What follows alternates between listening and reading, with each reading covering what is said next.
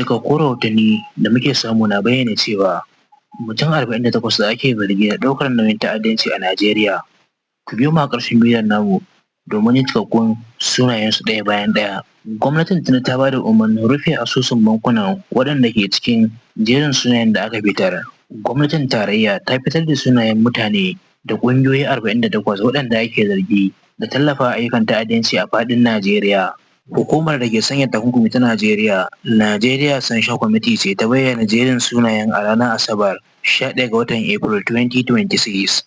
Sunayen ya kunshi ɗaiɗaikun mutane da ƙungiyoyi da bincike ya nuna suna da alaƙa da ayyukan tada ƙayar baya. Daga cikin waɗanda aka ga sunansu har da mambobin ƙungiya irin su IPOB, Ansaru da kuma ƙungiyar ISWAP. Wasu daga cikin fitattun mutane da sunansu ya bayyana cikin jerin sun haɗa da Simon Kef da Tukur Mamu. Gwamnatin tarayya ta bayyana cewa wannan mataki na ɗaya daga cikin ƙoƙarinta na gano tare da toshe hanyoyi da ake bi wajen ɗaukar nauyin ayyukan ta'addanci a Najeriya.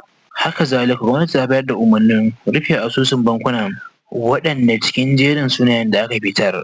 Cikakkun sunaye: Muhammad Musa, Sahabi Ismail, Muhammad Buba, Jama'atul Wal Jihad, Ansarul Sudan Ansarul, Islamic Aswaf, Yan Group, NLDDG, Adamu Hassan, Hassan Isa, Abdulkarim Musa, Umar Abdullahi, Abdulrahman Ado, Bashir Yusuf, Ibrahim Alhassan, Muhammad Isa, Salihu Adamu, Suraju Muhammad, Fannami Bukar, Abdulsamad Ohida, Muhammad Sani, Abdurrahman Abdurrahman, Fatima Ishaq, Tukur Mamu, Yusuf Garzali, Muhammad Sani, Abubakar Muhammad, Salamuddin Hassan, Adamu Ishaq, Hassan Muhammad, Usman Abubakar, Kubra Sallahu, Rabi'u Suleiman, Semu Yanjuku. Kaɗan daga cikin jerin sunayen